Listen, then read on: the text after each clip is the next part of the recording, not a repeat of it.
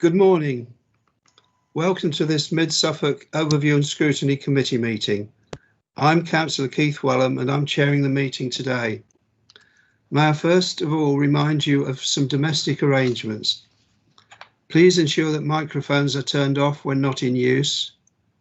Do not interrupt other speakers. If you are attending the meeting to speak and persistently interrupt the meeting, you may be asked to leave. Please ensure your mobile phones are on silent or switched off. Please remember to use the chat function only to indicate that you wish to speak and not to post comments or questions. Please note that messages in the chat panel can be viewed by people watching the live broadcast. I would like to remind everyone present that this meeting will be broadcast live to the internet and will be capable of repeated viewing. The whole of the meeting will be filmed except where there are confidential or exempt items. If you make a representation to the meeting, you will be deemed by the Council to have consented to being filmed. By entering this meeting as a speaker, you are also consenting to being recorded by the Council and to the possible use of those images and sound recordings for webcasting and/or training purposes. The Council, members of the public and the press may record, film, photograph or broadcast this meeting when the public and the press are not lawfully excluded. We move on to the introductions. I'll now ask the Governance Officer to carry out the introductions, please. Thank you, Chair. The Cabinet members present today is Councillor Whitehead, Cabinet Member for Finance. We also have officers. We have the Assistant Director for Corporate Resources, the Assistant Director for Housing, Corporate Manager, Financial Services, Commissioning and Procurement, and the Finance Business Partner. Thank you, Chair. Thank you. Can I move to the agenda then, please? At what point then are we carrying out the roll call? Are we going to carry out a roll call at this point? Yes, Chair, if you wish. Yes, please. Okay.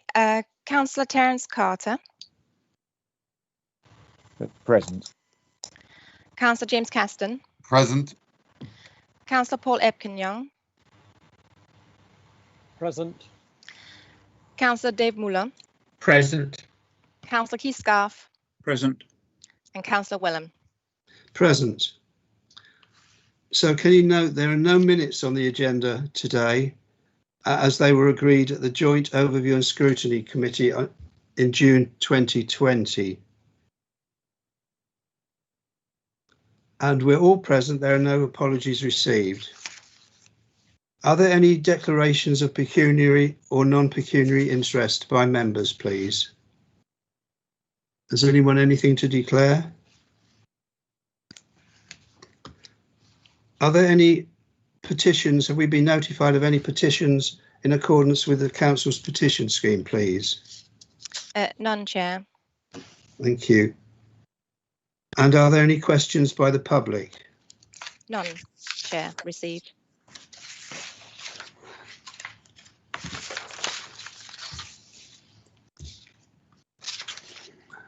And are there any questions by councillors, please? None received, Chair. Thank you. Can we now move on to item MOS 21, Draft General Fund Budget for 2021-22 and the 4-year outlook. And I'd like to invite Councillor Whitehead, the Cabinet Member for Finance, to introduce the report. Thank you, Chairman. Yes, I'm pleased as Cabinet Member for Finance for the opportunity to say a few words of introduction to the Draft General Fund Budget 21-22 and the 4-year outlook. When we met last January here to scrutinise last year's budget, we little imagined that our whole world would soon be changing so drastically by the pandemic and that our finances would be coming under such unique pressures. Our initial projections of the effect of the pandemic on our council finances were horrendous. But since those early days, central government has been extremely generous with their assistance to local councils, helping us to minimise the impact of the pandemic on our finances. and some of that generosity will extend through to the end of first quarter 21-22. There are a lot of details within this budget report setting out the financial impact of COVID-19 and the present economic environment in which the country now finds itself. You can see paragraphs 4.5 through to 4.18 for the details. So the government has rightly focused on responding to the public health and economic emergency, along with being engaged in the protracted Brexit negotiations. And this has resulted in them having limited time to raise their sights to the future. And accordingly, they've just announced a one-year spending review, and they've put in place only a very short-term fix with New Homes Bonus. They'll soon be starting a consultation on a future replacement for New Homes Bonus, and they have delayed the Fair Funding Review, the Business Rates Review, and a Business Rates Reset. And this frankly makes it very difficult to make any meaningful forecast beyond March 2022 for our four-year outlook. In addition, the provisional financial settlement was only announced on the 17th of December, just before the Christmas recess in Parliament, and giving us just 5 working days before the Christmas break and the deadline for preparing this report for Cabinet. So the details of provisional settlement are included in paragraphs 419 to 421, but some of the changes have still to be fed through into our budget numbers. So this draft budget does show healthy surpluses throughout the 4-year period, but I can't overemphasize how much uncertainty is built into the numbers beyond March 2022 for reasons I've just outlined. The budget we approved in February 2020 for this present year 2021 incorporated an increase in the Mid-Suffolk share of council tax by 1.66% in that year. And this increase was assumed to continue year on year throughout the 4-year outlook. And this draft budget now before you continues with that assumption. These are modest annual increases, which along with a small growth every year as new build homes become occupied, we will be gradually building up an ever more robust council tax base to serve us for the future. The current projections show us raising £6,382,000 from council tax in this next year, increasing through to £6,987,000 by the year 24-25. This year, you'll see we're adding again £1 million to the Commercial Development Risk Management Reserve, whilst we still await planning permission on the revised master plan for our major Gateway 14 development before groundworks can begin. We've also added a further £500,000 to our Climate Change and Biodiversity Reserve, to provide a serious amount of firepower to these vital causes. I've also recommended to my Cabinet colleagues a need to seriously consider further significant additions to reserves to cover future planning, legal and planning enforcement expenditure as we finalise our numbers in February. Because I believe it's vital that we can robustly defend any planning application going to appeal. I'm sure our residents would expect that, and we should deliver on their behalf.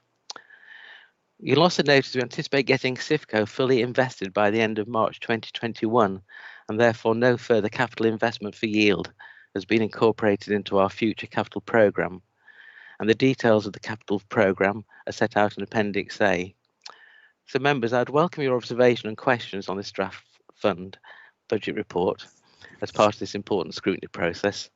And between myself and the finance officers present, we'll do our very best to supply comprehensive answers. Thank you, Chair. Thank you, Councillor Whitehead. Do any of the officers wish to say anything at this point, or are you all ready to field questions? Thank you, Chair. I'm happy for us just to go to questions. Thank you very much.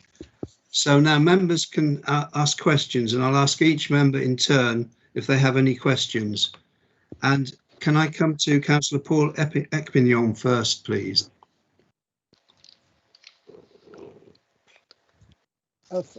Thank you, Chair. I don't have any questions at this moment in time. Thank you. Councillor Muller? Thank you, Chair. I too have no questions at this moment in time. Thank you. Right. Councillor Keith Scarf, do you have any questions? Well, just one, actually. Under 8.5, we're told that the review of business rates is expected in the spring this year. How likely do you think that is actually going to be to occur? Because I suspect it won't occur, because there'll be other issues that will take the government's time? And does that have any effect at all on us at the moment, or do we just keep going as we are under the current system? Thank you. I don't really know the answer to that. Obviously, it's crystal ball gazing. I don't know if Catherine's got her ear close to the ground with a national level. Anything she wants to add to that?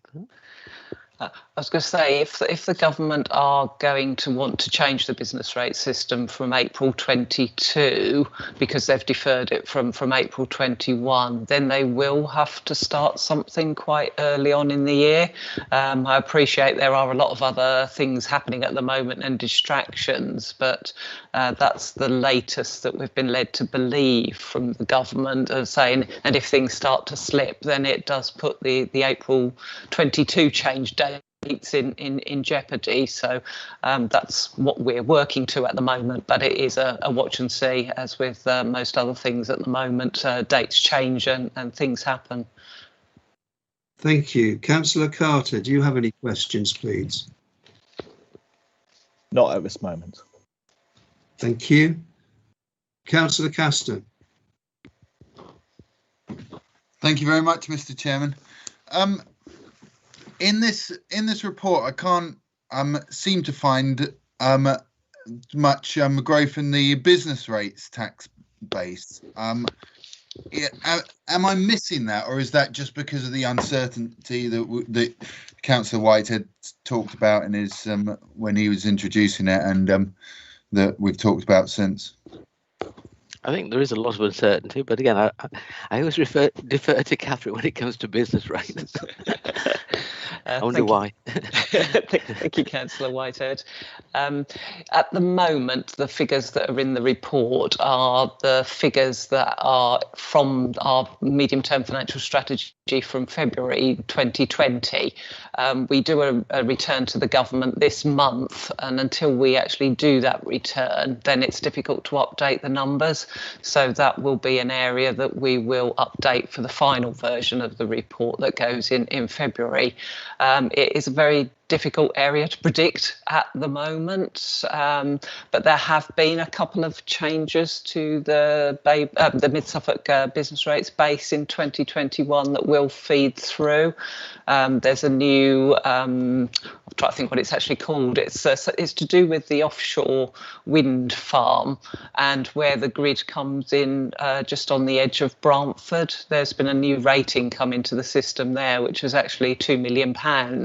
So that has added a reasonable amount of growth onto Mid-Suffolk's business rates base. But that's just one element. So until we actually do the return in January and submit that to the government, it's difficult to get the precise feeling for what it's going to look like for 21-22.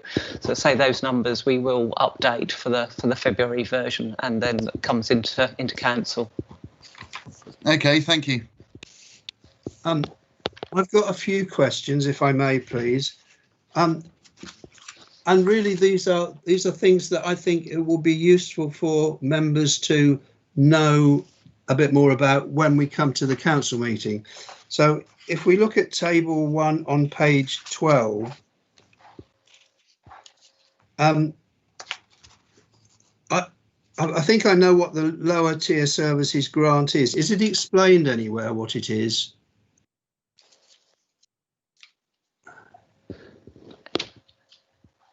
If I could just come in, Chair. If you would, yes, thank you. It's a little bit higher up on page 12.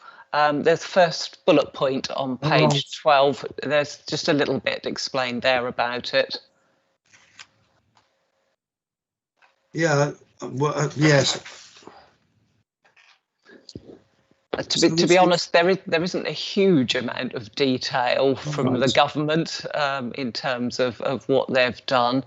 I think in essence what they have done is the total amount that they had set aside for new homes bonus hasn't all been used in 21-22 because they're not paying so much out now.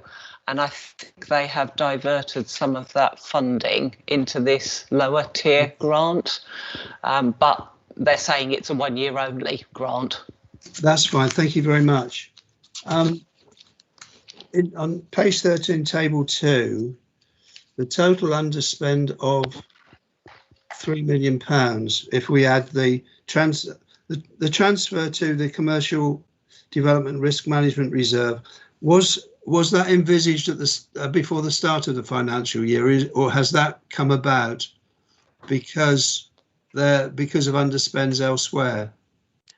No, the fundamental. I mean, we've had this now for a couple of years already, and it all really relates to the commercial development risk we're undertaking as a council, and I would say primarily at Gateway 14, where obviously we're turning a field of sugar beet into a major industrial park over, a 10 to 15 year period. And the reality there is that within the budget, as we lend money to Gateway 14, we get income, interest coming in, or interest coming into the figures. But the reality is there's no cash flow at the moment because there's no cash flow within Gateway 14. Well, the only cash flow is money going out at the moment. So it just feels prudent to sort of recognise the fact that it seems more like smoke and mirrors, the income coming in than reality, until such time as that project is much more further down the line. So last year, the year before, and this coming year, we've taken a prudent decision, I think, to put this money aside, until we can be much more certain about the outcome. So it hadn't been planned at the start of the financial year. It's money that can be put into that reserve because that money has not been spent on other things. Yes, I mean, we're talking about budget going forward, so obviously no money spent at the start of the year, but I take your point and I understand what you're saying, and yes, I agree with what you're saying. The budget surplus at the end, the bottom of that table, 2.027, that presumably goes into various reserves.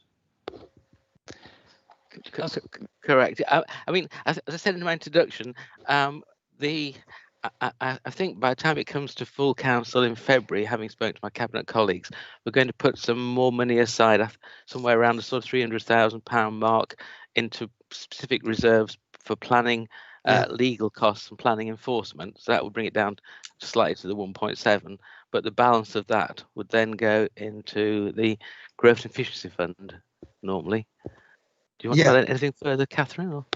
I was just going to mention that the table that you're actually referring to, Chair, is the one that talks about how the current year's budget has been allocated. I say the one that refers to 21-22 is the table on page 22. So that shows you the position, or the projected position, according to the draft budget for next year. And at the bottom of that table, it shows you what the proposals are in terms of how that would be allocated to different reserves. Bearing in mind what Councillor Whitehead said about the extra couple of ones for planning that aren't reflected yet.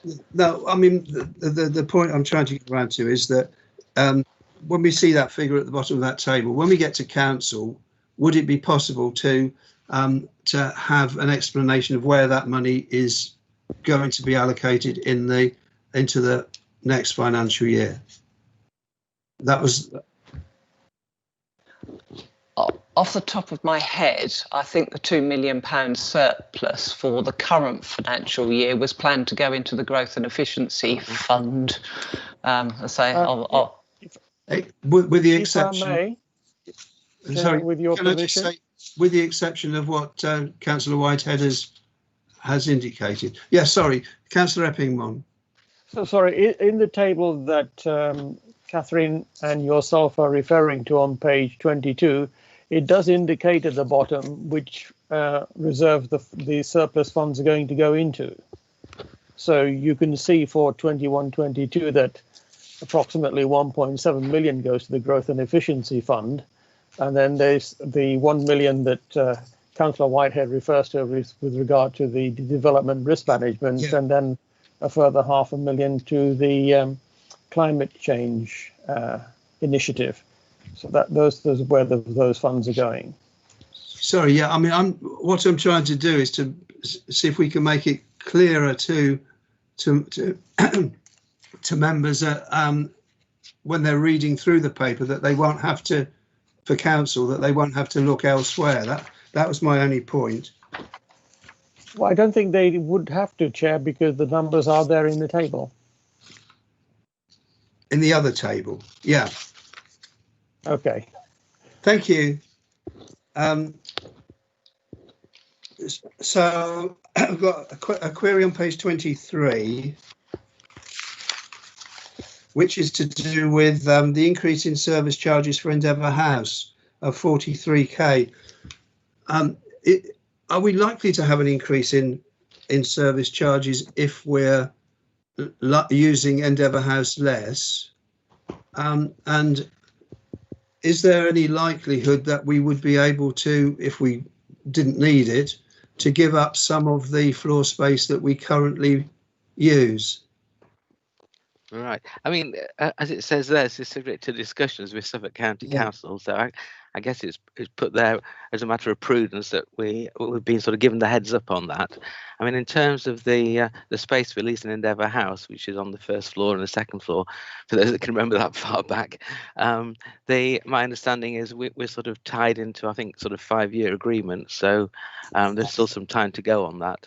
Again, if Catherine can give any more detail, or at least confirm what I'm saying in terms of the sort of longer term commitments to Endeavour House. Yes, we certainly are tied into a 5-year initial, full 5 years before there's a break clause in the lease with Suffolk County Council, and that lease that we took out, it did have this increase in service charges. So I think this was a planned. We had lower service charges for the first 3 years, and then it was planned to go up at this point in time. But because of the position at the moment, not necessarily that we're not in the building, but because the building isn't being used, and I think some of the overheads, obviously, that Suffolk County Council are incurring are reduced. So the Chief Executive is in discussion with Suffolk to try and negotiate down perhaps what was the planned increase in those service charges. Yeah, I mean, things like coffee and milk, I know they're only small things, but they're presumably included in that, and we're not making coffee. So thank you. Carter, you had your hand up, but now it's gone down again. Yes, my hand was yo-yoing up and down as questions were being answered as I was about to ask them. I do have a query. Is it possible then for the service charge to be reduced from what we're currently paying, as we are a cost to us, well, has gone down with us not needing the facilities? So is the outlook for next year possibly? Yeah, that's probably around the discussion that I was suggesting. I think that it's still under discussion, but because we're tied into an agreement, it's not going to be an automatic reduction. I'd like to think, it's a process. There'll be a process of transparency there, and the position is that the service charges are to recoup costs incurred. So one would certainly hope that chief executive can have the sort of discussions to sort of make sure they reflect reality going forward. Can I turn to page 26 and 27? And I'm just wondering whether the heading at the top of graph 7 at the top of page 27 is correct. When I was comparing those two graphs, the heading at the top of above graph 7 is that it runs to 24, 25, and yet underneath the bars in the graph it says 20, 23, 24. Not asking for an explanation now, but perhaps that could be looked at. Yeah, sorry. I think on the bottom of graph 7, the numbers, the years there are actually 1 year out. Right. It's gone through quite a lot of scrutiny before it got to your eagle eyes, Keith. So well done. Yeah. So if that could be. Absolutely. Yeah. The other thing, this graph and other graphs, when we're comparing one graph with another, the scales aren't quite the same. So the height of 1.083 million at the bottom of page 26 doesn't appear to be the same as the height on page 27. So and also on page 24 and 25, the coloured blocks are on the two graphs are to a different scale. I just wondered if when we come to council, that the same scale can be used when we're trying to compare two graphs. Yeah, that seems a reasonable request to me. Yep, we'll certainly look at that, Chair, before we present the final version. And you'll be pleased to know this is my last query. On page 28, 11.1, it refers to Appendix B, but there is no Appendix B. I think that should be Appendix A, unless there should have been an appendix. I don't think the capital programme is Appendix A. Yeah. So. Yeah. Okay. So I've got no further questions. If anyone else has any further questions, Councillor Ekpenyong. Thank you, Chair. I have a couple of questions. If we could go back to, just bear with me a second. Scrolling to section 8.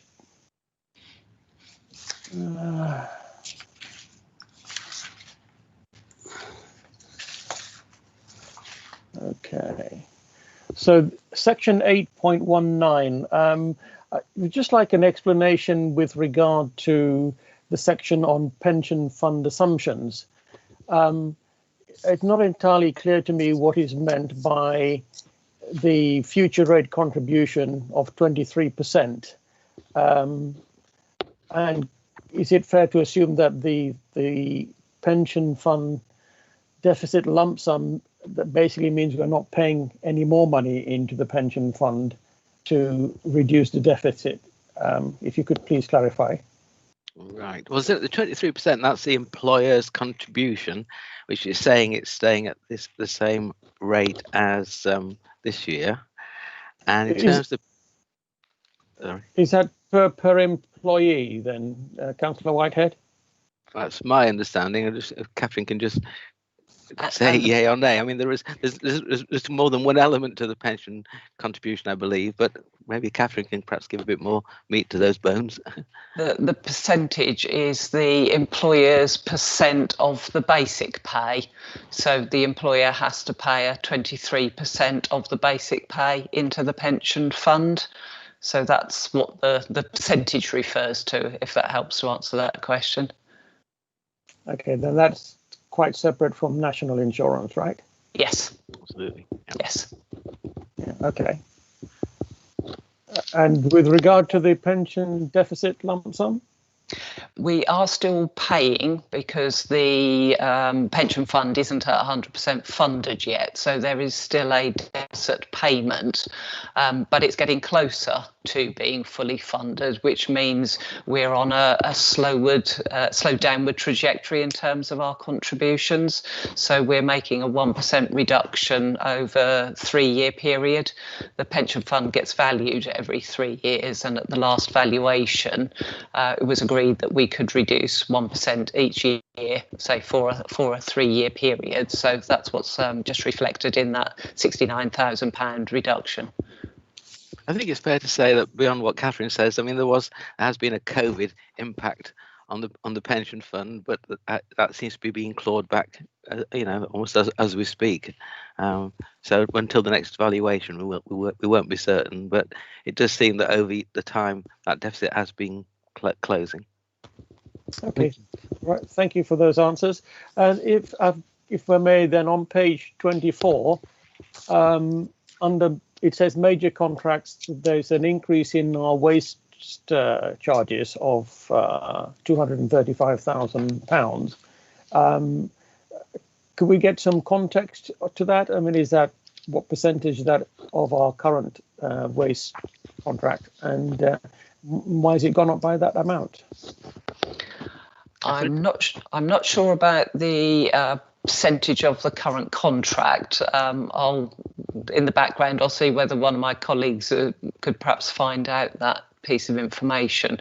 But I believe this increase is all tied up with the renegotiation that was done with Serco to extend the contract. So as part of that renegotiation, there was an agreed increase to the contract and the payments that we make. And there are also usually annual increases because of the number of homes are obviously increasing in the district as well. So as part of the contract terms, then obviously we have to pay Serco more because they're collecting from more properties on our behalf.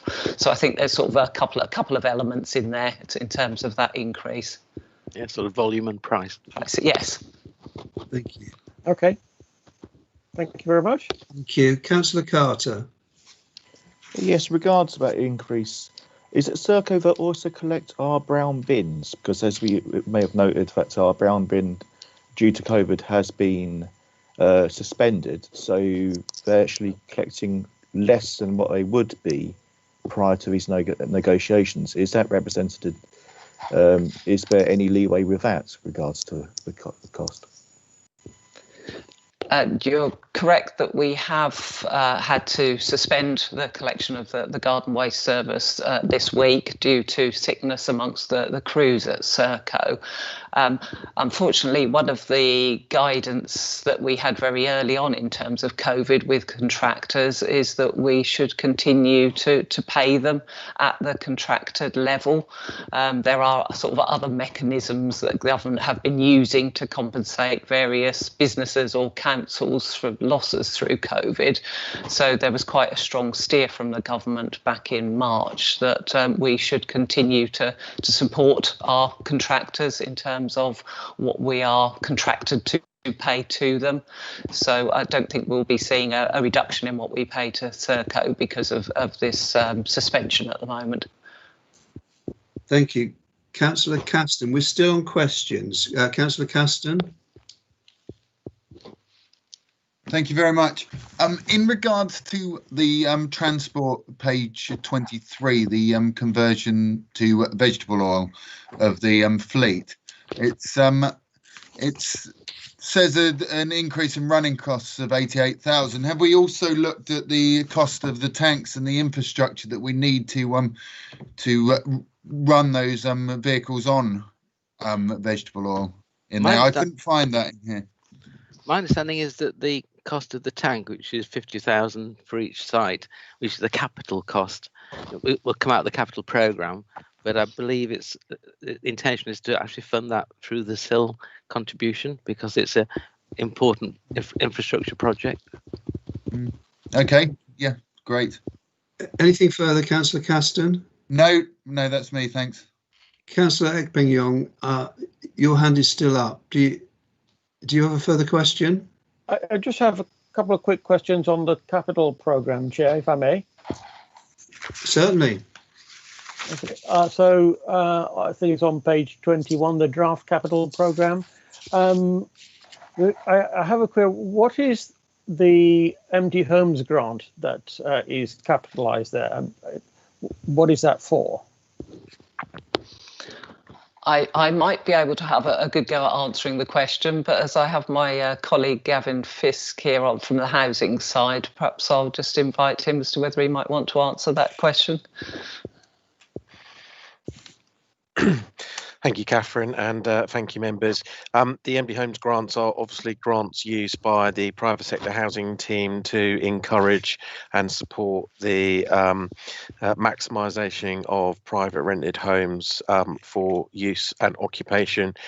So grants can be offered to incentivise for a range of ways, for example, improvements to the homes in order for them to be habitable and safe as well as others. Okay, thank you very much, Gavin. And then my last question is with regard to the EV charging points. I see that we're not planning any further investment in future years, and I just wondered whether that's actually the case, or that is that appearing somewhere else. I thought we were going to be doing a lot of work on electric charging points. I'll try to answer that question, but it might be one we need to come back to you. Obviously, Cassandra Clements is leading on the climate change action plan that we've got in place, and I'm not 100% sure what more is planned.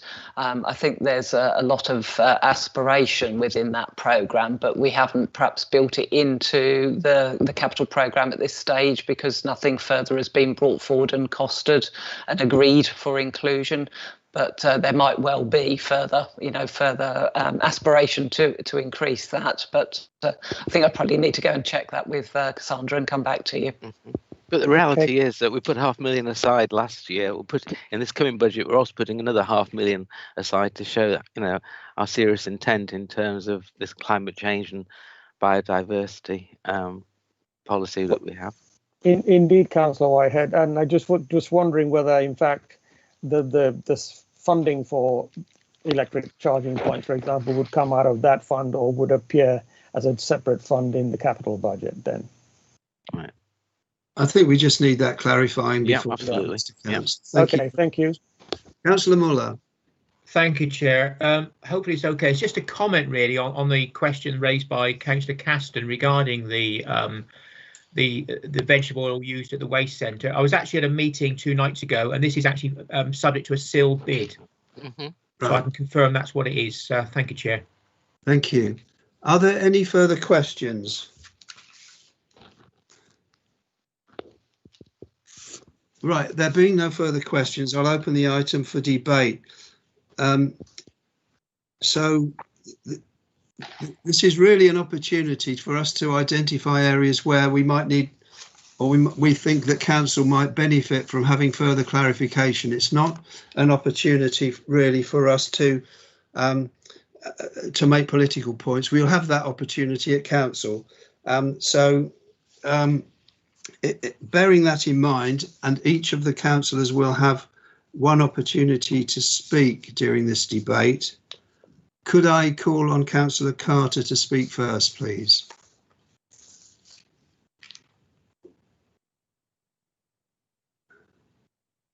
Certainly could if I could reach the unmute button. Right. Looking at this, one thing we can all agree on is we have a lot of uncertainty coming in the future. Regardless, it's at a moment it's a very hopeful that we can stick to this. Should further shortfall, but I haven't really got any comment to make at this point. Yeah. Thank you very much, Councillor Carter. Councillor Caston, please. Yes, thank you very much. Yeah, I'm pleased to see it. It looks like a well managed piece of work and nice and clear. I think Councillor Wellham has brought up a few little tweaks, maybe that the document needs, but nothing too serious. Councillor Ekpenyong said about the he talked a little bit about the criteria for what falls into the biodiversity fund and what falls into other things, and that would be helpful to just be a little bit clearer on those kind of things, because that is quite crucial going forward in the for the climate change and biodiversity side of things. But yeah, good piece of work. It's good to see.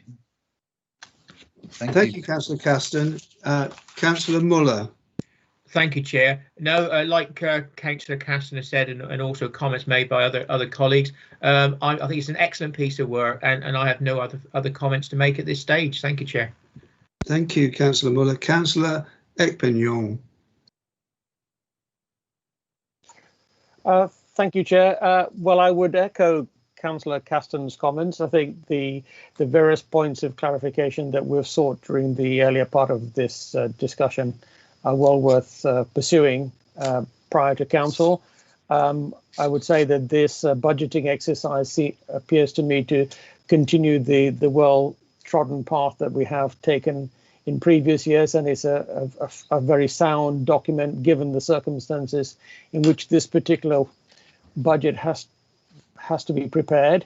And I think it shows a a high degree of financial prudence, which is our hallmark. So I certainly would have no issue commending this report. I do think some of the comparison charts do need to be looked at again, because I think the way they're presented is misleading. And certainly if we're doing comparison charts ought to appear on the same page rather on separate pages to make it easier to follow the comparison. So aside from that, I would echo my fellow councillors in commending this piece of work. Thank you. Thank you, Councillor Ekping-Yong. Councillor Scarf. I don't have any further questions or comments to make. I think it's a well prepared report with the comments that other councillors have made prior to me. Thank you very much. I would just like to raise one thing, and that is really it's on page 15. It's under the principles on paragraph 6.4 and 6.5, and what the focus is on. And the reason I raise this is I've got a concern about staff welfare, and I would have liked to have seen something about that in the overarching principles. I think we have clearly we have a duty to protect our staff, and that's been particularly the case through the pandemic. And hopefully we will be moving towards a new normal during 21-22. So protecting our staff, and particularly the mental health of our staff, is vital. And I just wonder if you consider that to be covered elsewhere in what we do, or whether that is sufficiently important for it to be included in the overarching principles. May I just comment?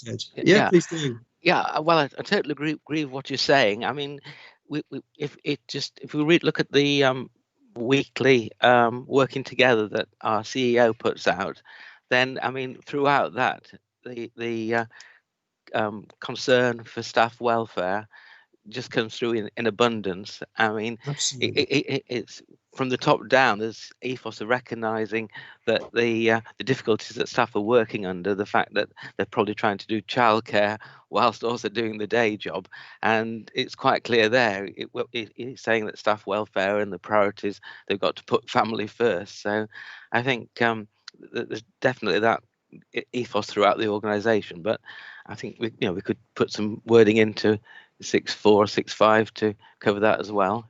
I would like that to be considered, because yes, we see a lot of internal documentation, and it's absolutely clear that the staff's mental health is being looked after. But I would just like to see it in a public document, if that is, or at least I'd like to see you consider putting it into a public document, so that it's up there and everybody can see that it is important. Absolutely, and of course this thing is being streamed to the world as we speak. Well, yes. Right. Well, I've got no other comments. Yes, I think it's a comprehensive document. I think we've suggested one or two bits and pieces to fine tune it. So we do need now to move on to a recommendation that we can send to Cabinet. And in past years, the sort of recommendation that we have put is to ask Cabinet to give due consideration to the comments that we've made at the meeting. So is that the sort of thing? I think really Councillor Ekping-Yong was suggesting something along those lines. Is that the sort of recommendation, the sort of proposal that we might like to consider? Councillor Muller. Thank you, Chair. No, I totally agree with what you say on that. I think that's a very good point, and we could hopefully add that to the recommendations on page 7. Thank you, Chair. I think the recommendations on page 7 are the recommendations to Cabinet rather than the recommendations to us. So I don't necessarily think it's a case of us adding our recommendation to those recommendations. I think it's more that we would come up with a specific recommendation from this committee. Yeah, I'm happy with that. Perhaps something along the lines of Overview and Scrutiny Committee have asked officers and Cabinet to take into consideration the comments made at this meeting when submitting the budget to Cabinet and for consideration at Council in due course or in February 2021. Something along those lines. Chair. Sorry, yeah. No, please go ahead. Councillor Caston. Well, what I wanted to say is, if you're proposing that, which I would be quite happy to second that, but it might be worth listening to what Henriette's got to say next, because I think she was just about to come in. Well, yes, I would like to suggest that, and perhaps members consider putting those words, if they're happy with those words, into some sort of recommendation. But Henriette. So, Chair, we could sort of say that the Overview and Scrutiny have asked officers and Cabinet members take into consideration the. Just one moment, Chair. I'll come back to you in a minute. Just let me just work on this. Right.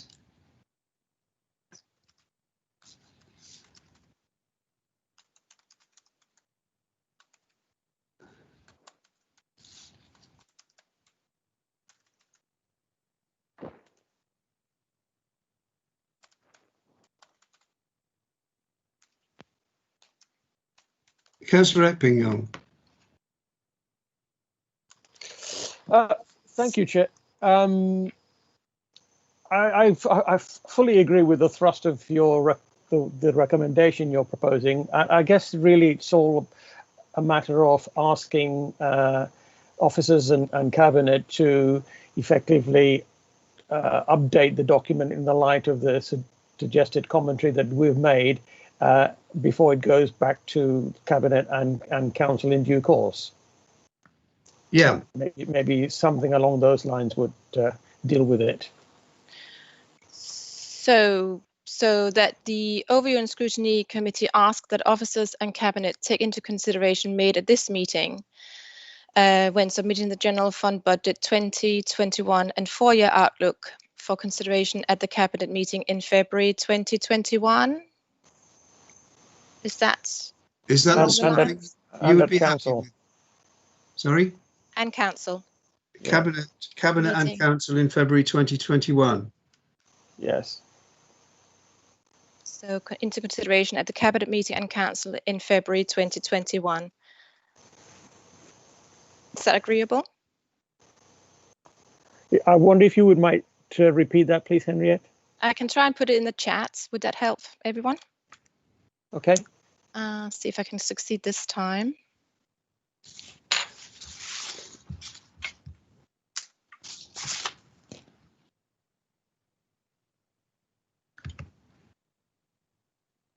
Chair.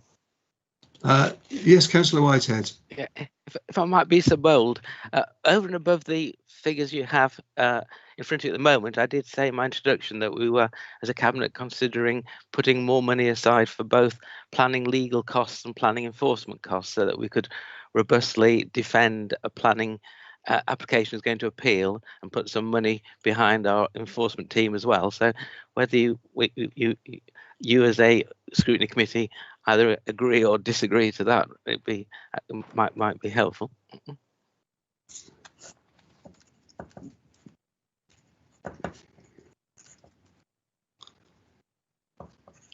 And those were funds from the surplus at the end of the current financial year. No, it's allocating funds next year's budget. Yeah, that's right.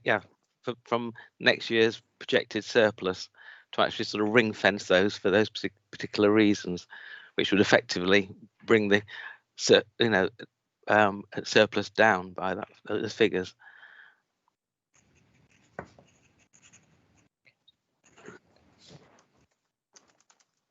And they're specifically legal costs associated with planning. That's correct, yes. I mean, my understanding at the moment is Cabinet members are happy to do that on the revised document, but just insofar as the next document that comes forward to be somewhat different, slightly different to what you're seeing now, it's if you care to endorse that or not. Can I ask a question of Henrietta? Yes. Henrietta, I'm reading the comment in the chat, which seems a good overarching comment. And I guess this is going to be supported by actual detail of the various comments and taking account also of Councillor Whitehead's comment regarding the legal and planning expenses. Yes, allocation. I can include that in the minutes. We will usually send the recommendations and a copy of the drafts minutes to both Cabinet and Council to include in their consideration at the Cabinet meeting and Council meeting. Okay, thank you. Would you prefer a specific reference to a recommendation for the funding to be allocated for legal costs associated with planning? I think that would be appropriate given the significance of it. Okay, so Councillor Willem, I got sort of wording, it's very basic, that the overview and scrutiny ask that the Cabinet consider that funding be allocated for legal costs associated with planning. I think planning enforcement and the legal costs associated with planning. Okay. If we're going to put it in full. With planning. And when Councillor Whitehead, when you talk about planning, do you mean development management or anything to do with planning, including planning policy? No, it's particularly sort of, you know, when we have to go to appeal, yeah, to make sure we have the robust finances behind it, so that we, to robustly defend decisions that have been taken by planning committees. Yeah.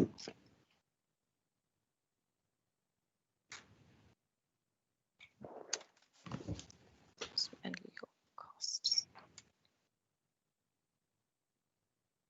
Chair, would you read what you have so we can see that the Overview and Scrutiny Committee asks that Cabinet consider that funding be allocated for planning enforcement and legal costs associated with planning? Planning and enforcement and legal costs associated with planning, or specifically planning appeals? I think we could leave it open. Do you think, Councillor Epping-Young, that you were? Sorry, I'll take my hand down. Yeah, I'm happy with that, as long as Councillor Whitehead's happy with it. Well, it's your committee, but yeah. Well, I mean, certainly. I'm sorry. Yeah. Can I just interrupt here? Yeah. Can I just interrupt here and let's move on, please, if you don't mind, Councillor Whitehead. Right. Are there any? I saw a hand raised. It's gone again. I think Councillor Caston. Councillor Caston, your hand is raised. Yeah, I just wanted to say, yeah, I think legal costs is the important part of that, and I don't think we need to add any more to that. I'm very happy with that recommendation. Right. So we've got something else in the. Yeah. That the Overview and Scrutiny Committee asks that Cabinet consideration be given for funding to be allocated for planning enforcement and legal costs associated with planning. Yeah. So if I go back to Councillor Epping-Young and Councillor Caston, are you, between you, content to propose and second something along those lines, or even those specific words? I'm happy to propose something along those lines, Chair. Thank you. And Councillor Caston?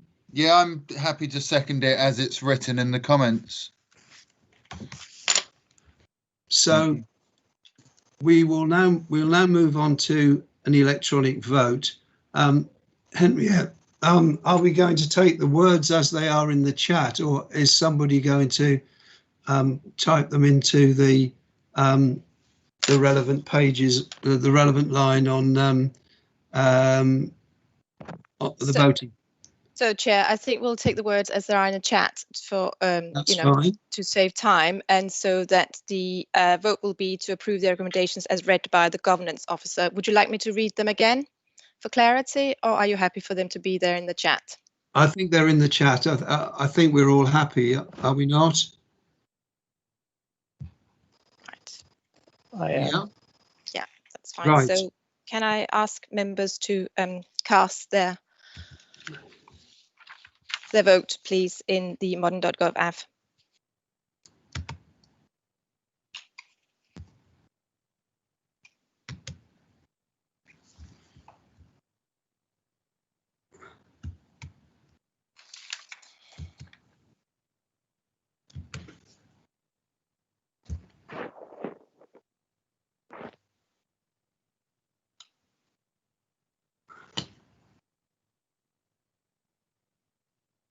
So, Chair, that is now completed and it's unanimous. Thank you very much. Please vote for.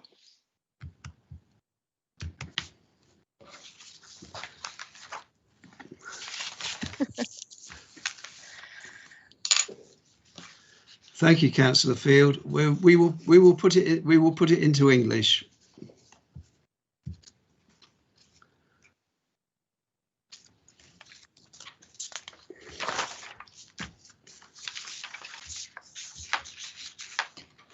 So we are now ready to move on. Right, we're now ready to move on, I believe, to the draft housing revenue account and the 21-22 budget and 4-year outlook for housing. So, am I right that Councillor Whitehead is going to introduce this report? That's correct, if I may. I'm happy to give a few words of background. Thank you. Right. Yes. So for the year 21-22, we're forecasting a surplus on the HRA of 116,000, and this contrasts with the large deficit we had forecast or budgeted for the previous year. But members will recall that primarily due to a slippage in our capital programme, we're now forecasting an outturn surplus also in 2021. And the table in paragraph 5.2 compares the budgets for the 2 years with explanations behind the various line movements set out in detail in paragraph 5.5. And savings and efficiencies have been identified during a robust budget setting process as set out and explained in the report. I'd like to take this opportunity, as I did at Cabinet, to give members some more background to the proposed council house rent increase. In April 20, we increased our council house rents by 2.7%, which was the consumer price index at the time, plus an additional 1%. And this was our first increase after 4 years of a centrally government-imposed reduction of 1% each year. Now, for the coming year, from 1st of April 2021, an increase based on September's CPI plus 1% works out to be only 1.5%. And the net effect of these decreases and increases over a 6-year period is that our average council house weekly rent in March 22 will be only 11 pence higher than it was in March 2016. So in other words, over this 6-year period, virtually unchanged. We'll not be changing our sheltered housing utility charges in 21-22. There is an element of subsidy presently built into these charges, but we have seen some reductions in the price of gas, electric, and especially oil. We can therefore freeze these utility prices for the coming year while still making some reduction in the level of subsidy. And I'm sure members present will also recall we did not increase sheltered housing service charges in this current year. Now, there remains an element of subsidy with these charges, and to eliminate the subsidy in 21-22, we'd need to increase service charges by £2.90.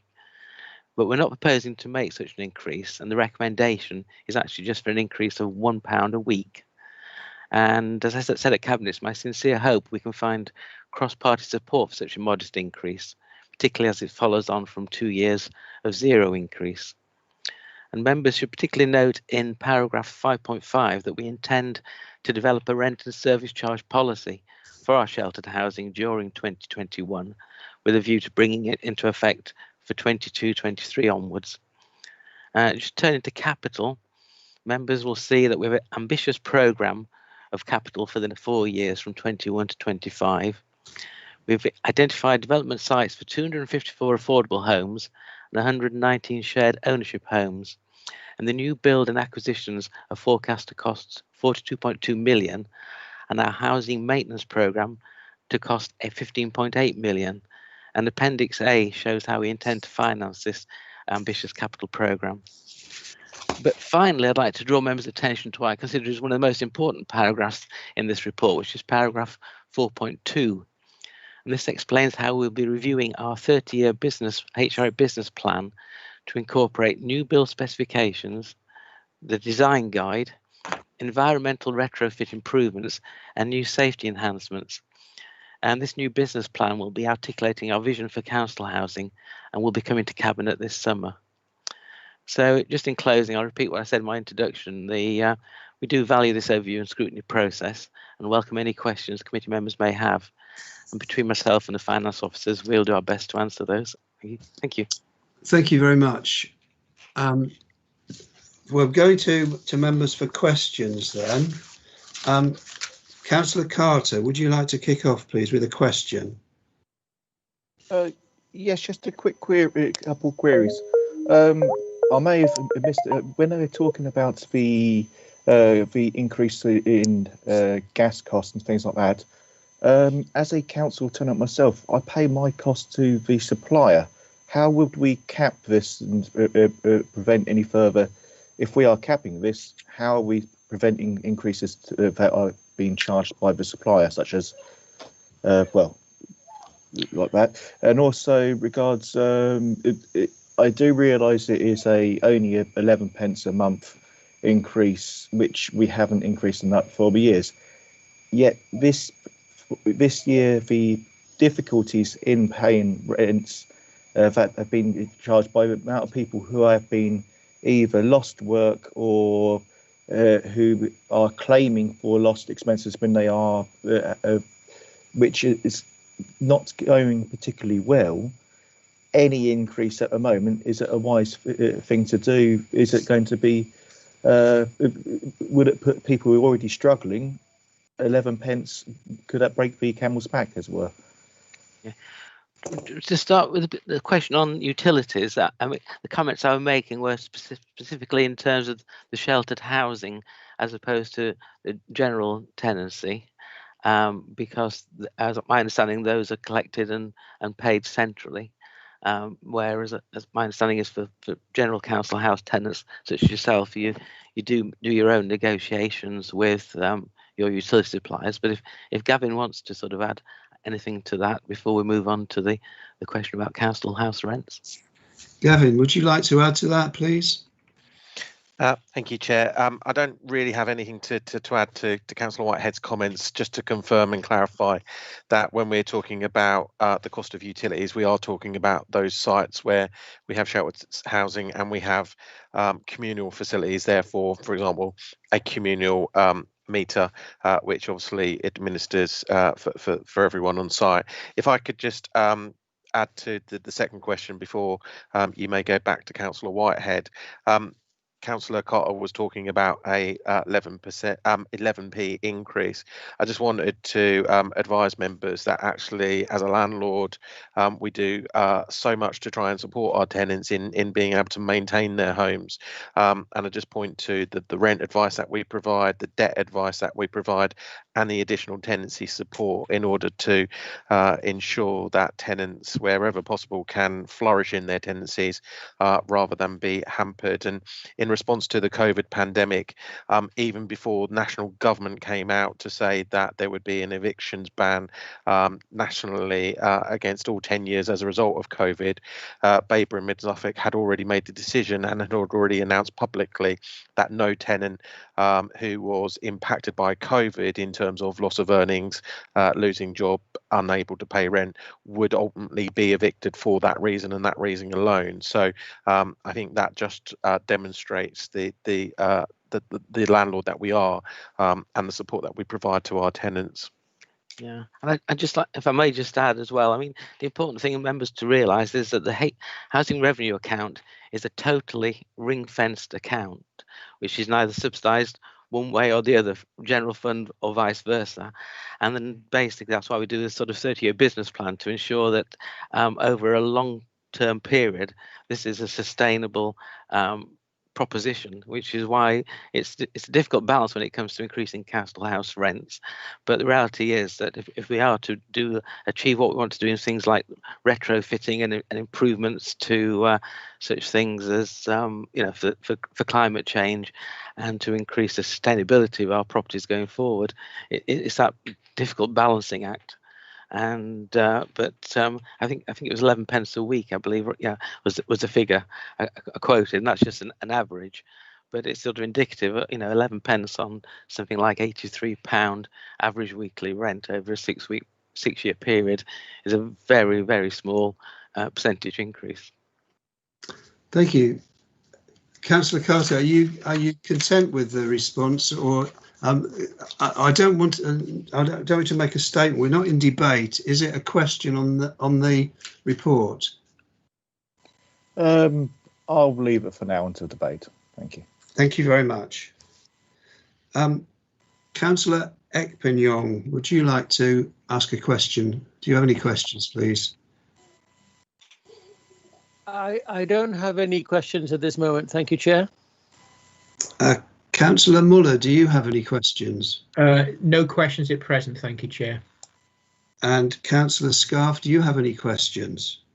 Yes, Chair, a couple. On page 39, we talk about the right to buy sales, and under 5.17, we talk that the money received from right to buy sales can only be used as a 30% contribution towards the cost of a replacement home.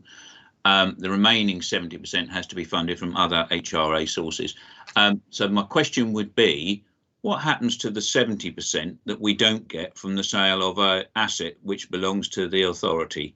That would be the first question. I do have a further one. Perhaps Gavin will be able to answer the first one. Yes, if Gavin or Catherine could. I mean, I do understand that although we talk about 30-70, there are some occasions where it's 50-50, but if Gavin or Catherine could perhaps give a more detailed response. Chair, I'm happy to confirm that whilst we receive obviously a value for the property, a significant amount of that is returned to government. So we only are able to retain a certain percentage of the actual receipt. I know that might sound strange, but that has been the case for a very, very long time, and hence why when we use the 30% value, the right to buy receipts that we have, we obviously then have to match fund that with funding from our capital programme. Thank you. And alongside that, recommendation 3.7 is that 30% should be retained to enable continued development and acquisition of new council properties. Second question then, Chair. Yes. Along the same subject on the right to buy, we talk about in 5.18 about the restrictions imposed by COVID causing serious delays to the council's housing development programme and its ability to spend all of the receipts. So that's presumably the 30% that we've got. If we fail to spend those receipts, we're told within a 3-year period, we must then repay that money to government with 4% above the base rate interest added. Under 5.19, it tells us that officers have been focusing on an alternative programme to achieve the spend by purchasing existing houses and suitable land from the open market before the March 2021 extension, which the government has given us, ends. And these actions will minimise any repayments that may be due back to the government. Are the officers confident that we can actually eradicate any money that we would actually pay back to the government? Because I think that the idea of us paying back any receipt and 4% above the base rate is absolutely remarkable. So are officers confident that we can achieve that through that alternative programme? Thank you, Chair. Thank you. Gavin? Chair, yeah, if I can respond, the Assets and Investments team under the leadership of Emily Atack have been very focused on spending our right to buy receipts, and it is fortunate that the government have extended it. We were expecting them to extend it just because the house market has slowed, and obviously during the first lockdown we faced the challenge that whilst our staff were at work, other conveyances, legal firms, estate agents were closed for some time. So we do expect us to be able to spend all of our right to buy receipts for this year by the March deadline. Obviously, we then roll on and we move into the next financial year, and we have an amount that we will need to spend.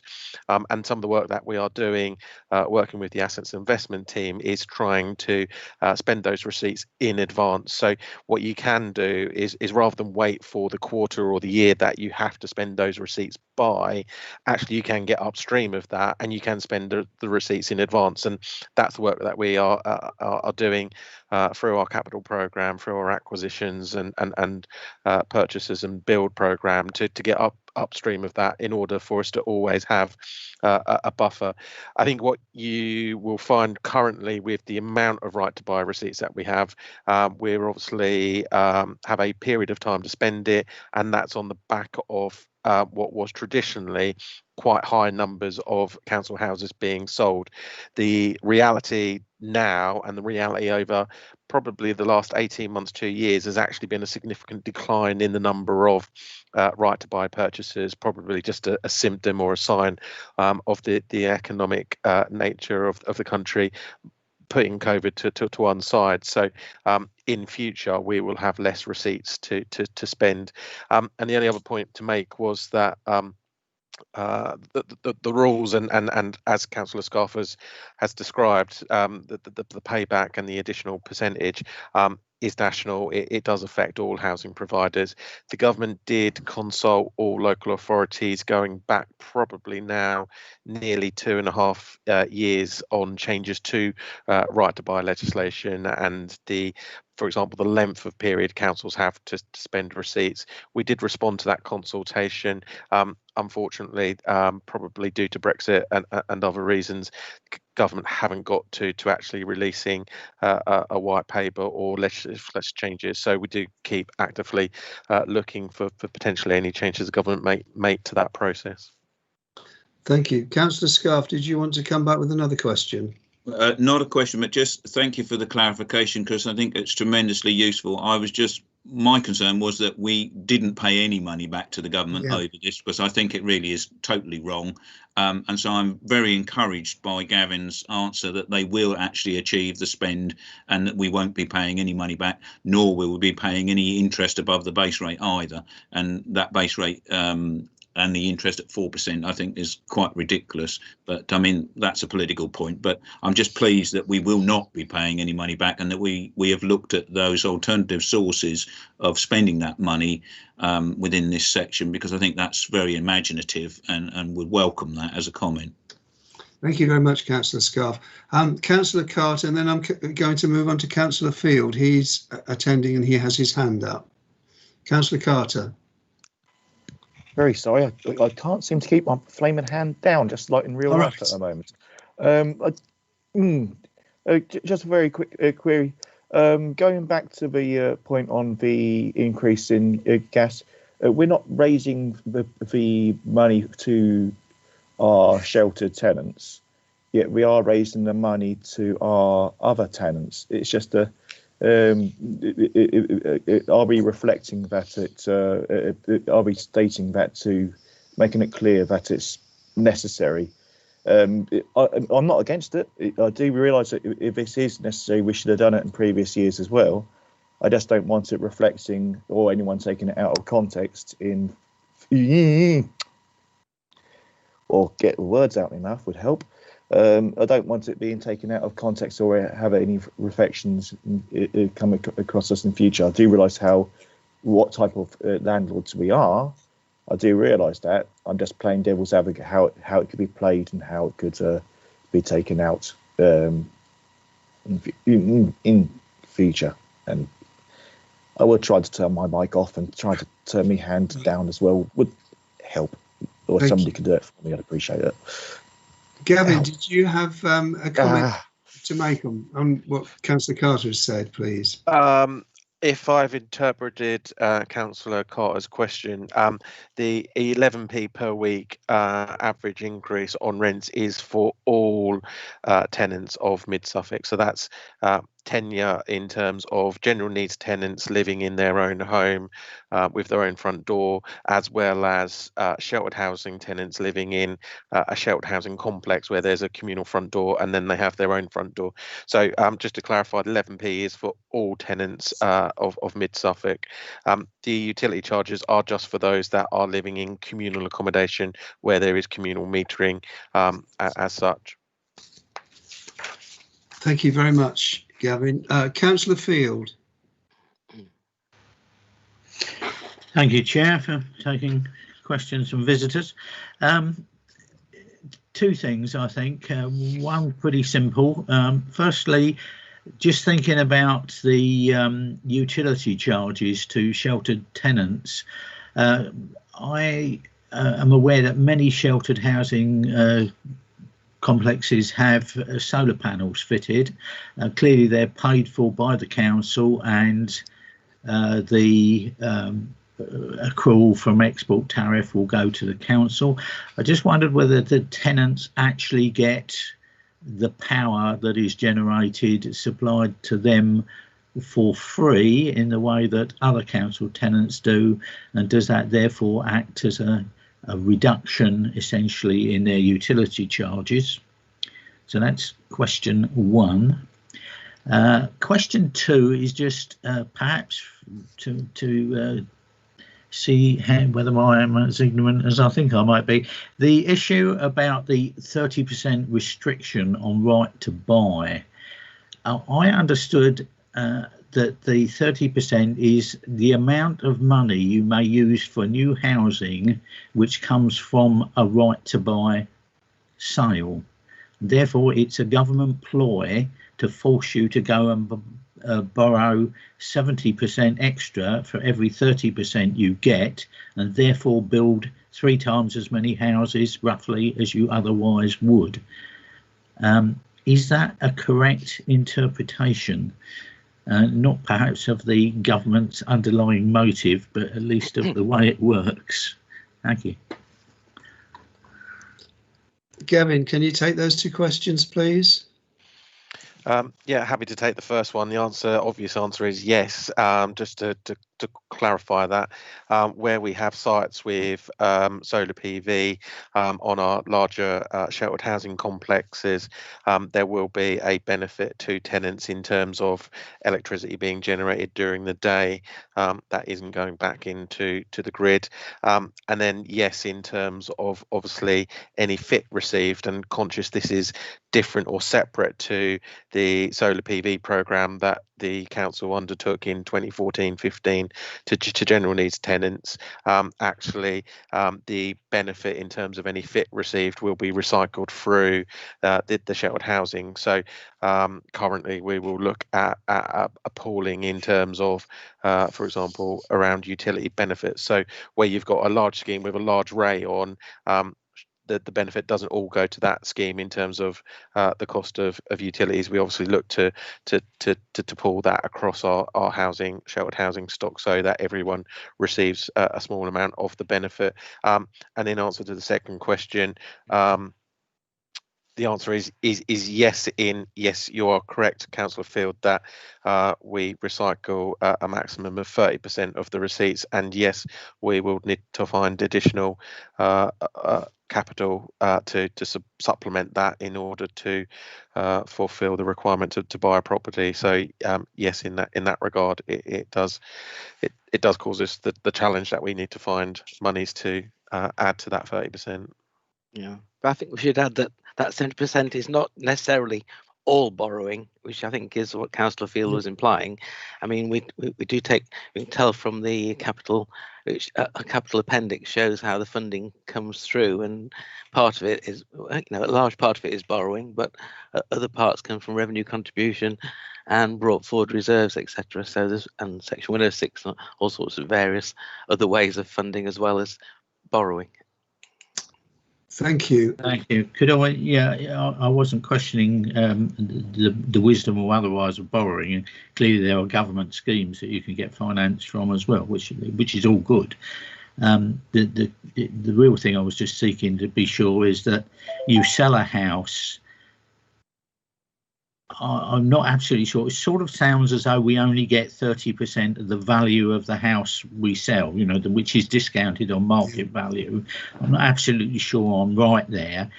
But in addition, of the money you gain, however you gain it, you may only put 30% of the cost of building a new house, and you have to borrow or get from revenue or whatever 70% of the cost of building that new house. So there seems to be a lever to make us build some more. So that was again my sort of ignorance. Just so I'm pleased to hear about the solar arrays. I'm not sure whether our arrays are fully instrumented, so we know what we generate, what we export, what we use locally. But if we are recycling that money into the the benefit of the tenants, that does seem an excellent thing to be doing. Thank you. Thank you. Can I just say that I do share Councillor Field's confusion, because my understanding was that with the right to buy receipts from the sale of a house, that goes into a pot, but when we then reuse it, we have to sort of make that figure up from a 30% level to 100% level which is effectively more than double, but by financing it. But I think we might need to get clarification on that outside of the meeting. Catherine, you have your hand raised. Yep, I was just going to try and add just a little bit that might help to clarify in terms of the right to buy receipts when a property is sold. Again, there are differing rules depending on which property it is, because the government allows us to have an assumed number of right to buys in our business plan. And I believe some of those we can actually keep 100% of the receipt, but quite often we only get to keep 25% of the actual value of the property that's sold. So again, there are different percentages that are applied to different right to buy sales. So it's a complicated system. Thank you. So are there any more questions, please? If not, I will move on to debate. So the item is now open for debate. You have one opportunity to speak each, and I will come first to Councillor Carter. Would it be possible to come back to me after other people have spoken, please? Okay, certainly. Councillor Caston. Yeah, thank you very much. There is a small increase in these rents and from a sheltered housing point of view. I think it's probably more good housekeeping than hiking rents to for income. It seems sensible. I still think they represent good value for money as a whole. So yeah, I think that's acceptable.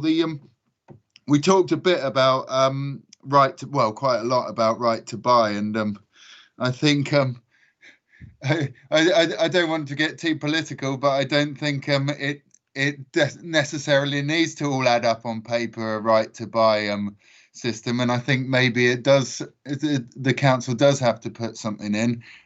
There's a lot of leg ups that people get outside that council tenants don't necessarily get, like with the rich parents and that sort of thing. So I think I don't have any problem whatsoever if the council has to provide 70% to replace that house for the social aspect of it. But no, yeah, good. Another good report, and yeah, I'm happy with it. I'm eager to listen to debate. Thank you very much. Thank you, Councillor Caston. Councillor Muller. Thank you, Chair. No, I totally agree with what Councillor Caston has just said, and I too think this is an excellent report. I think the 11p increase is really negligible. We haven't increased it for a couple of years with the sheltered housing, etc. So fully support that. No other comments really, Chair. Thank you. Thank you. Councillor Ekpenyong, please. Thank you, Chair. I think, as others have said, it's a good report and well constructed, and the arguments for making the changes are well thought through, and definitely has my support. I'm particularly pleased to see the commitment to the continuing effort to build more council housing going forward. And I think that that's something that we need to do, and we need to do more of. So I'm really pleased to see that being given due attention. So that's all I would like to say at this point. Thank you very much. Councillor Scarf. Well, thank you, Chair. Yeah, sorry to come back to the situation about right to buy receipts, but I really do think there is a problem there. I mean, obviously the government is trying to encourage us to build more houses, but one way to do that would be to allow local authorities to actually keep 100% of the receipt, providing they used it on providing more social housing for the benefit of their residents. And I know it's a political point, but I just can't get my head around the fact that, you know, we've never been able to keep 100% of the receipt. They are an asset of the community, and if we reinvested in the community by building more houses, which I'm sure we would be prepared to do by keeping the whole receipt, then that could only benefit everyone in the community and everyone on our housing waiting list. But other than that, I think the report is self-explanatory. I think the rent increase reasoning for an increase is understandable, bearing in mind that we've actually had a decrease in rent for tenants for a period of years. I think it's modest and affordable. So, I think it's a good report. Thank you, Chair. Thank you very much. Councillor Carter. Yes, I'm happy to echo the comments made by Councillor Scarf before me. I do also agree it's a well thought out report, and I do agree that the 11% it would be 11 pence. It's a reasonable increase. It's just unfortunate it's done this year and hadn't been implemented in the former years, but we haven't got a crystal ball to know what's coming up.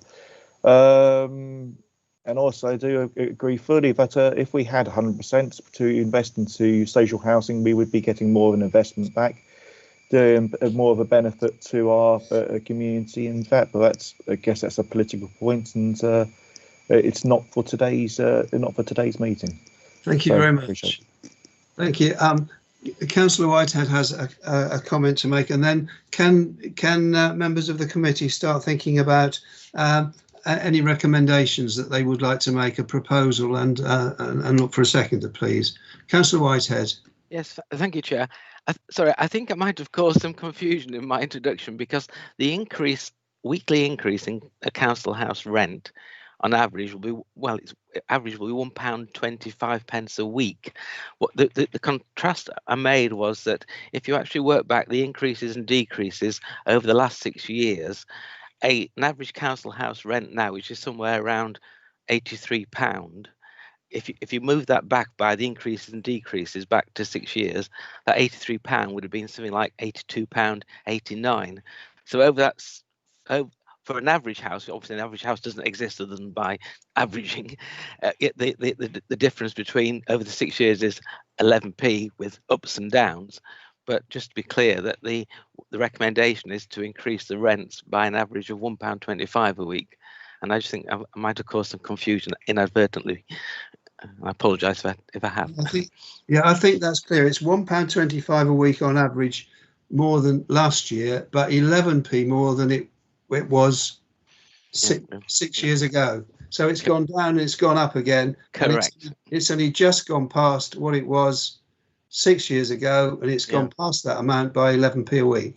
On average, absolutely. On average, that's my understanding. Thank you. Thank you. So, members of committee, we've had a lot of questions. We've had a bit of a debate. Does anybody want to make any sort of recommendation, any proposal? Do you want to endorse the budget proposals and the outlook? Do you want to ask officers and Cabinet to take into account the comments that we have made? What would you like to do? Councillor Ekping-Yong. Thank you, Chair. I think in the light of the comments that have been made, I think a simple endorsement of the report would probably suffice. Councillor Caston.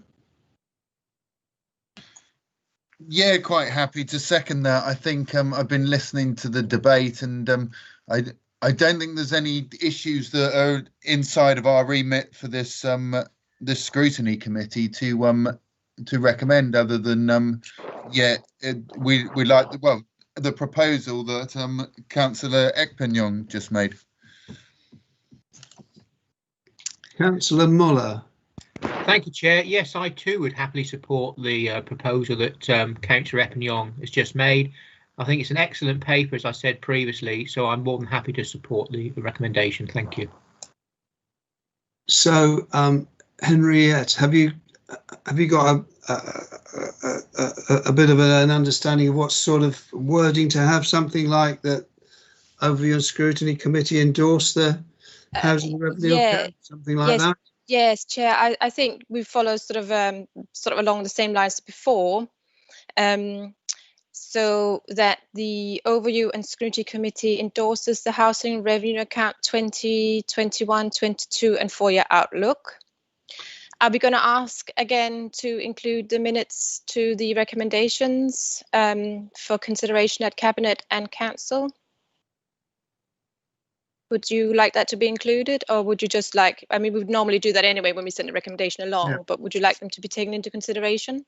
So I'll ask the proposer and the seconder. Would you like something included along the lines that officers and Cabinet take into account the comments made at this meeting?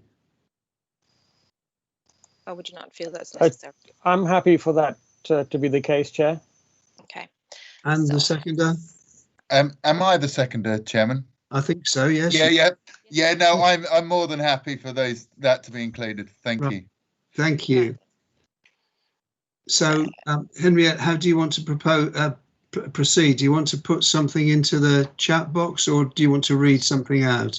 I have already put something in the chat box if that's easier for members to do that, but I'm happy to read it out as well. It is that the Overview and Scrutiny Committee endorses the Housing Revenue Account Budget 2021, 22 and 4-year outlook, but asks that officers and Cabinet members, I think we'll call it, shall we? Yeah. Takes into consideration the comments made at this meeting when submitted the budget for consideration at the Cabinet and Council meetings in February 2021.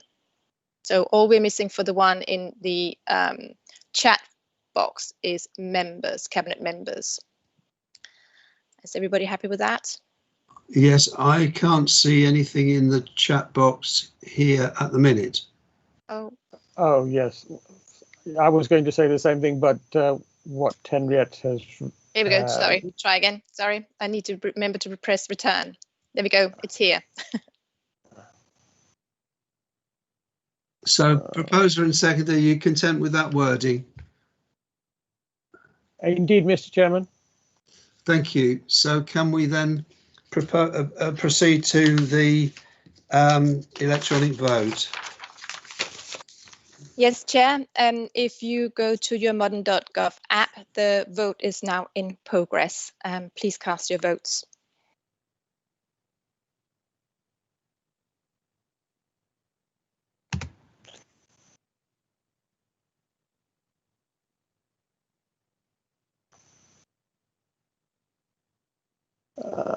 Vote.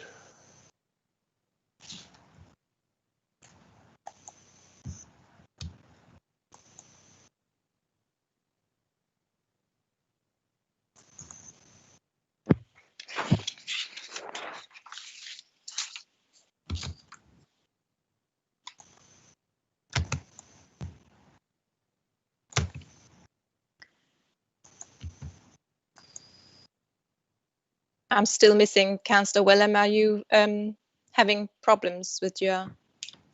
Yes, it hasn't come up on mine. Right. That's not to worry, Councillor Wellham. I can take your vote verbally if you would like. Yeah, I would vote for the proposal. Thank you. But why it hasn't come up, I do not know. So that is 6 vote for, so that is unanimous, Chair. Thank you.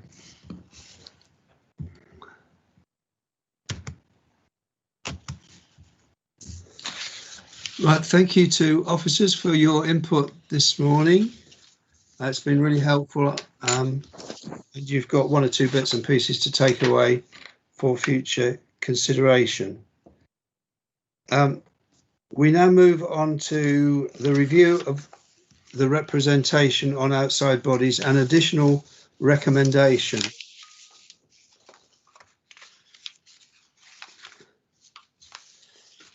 This is not for discussion. We had the discussion at the last meeting, and you can see there on page 45 the recommendation.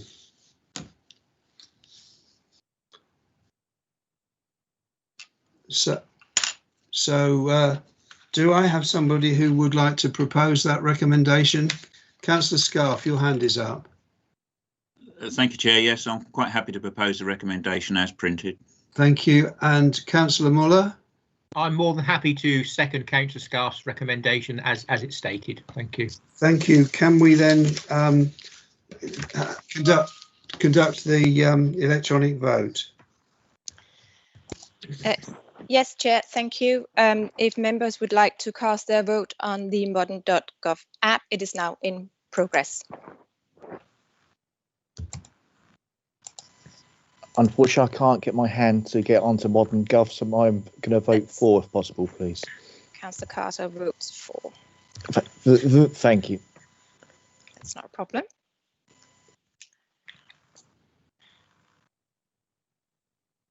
And on my screen, it's still only showing the draft general fund budget. Nothing has come up since then. Right.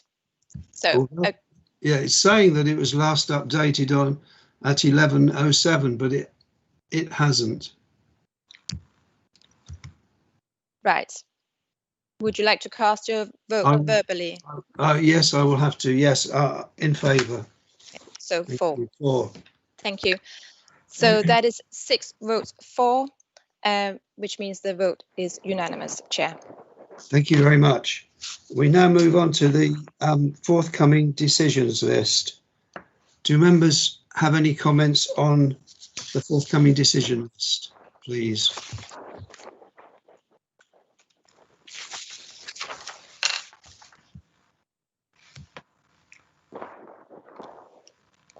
I didn't have any comments. It would appear nobody has any comments. So the forthcoming decisions list is for noting.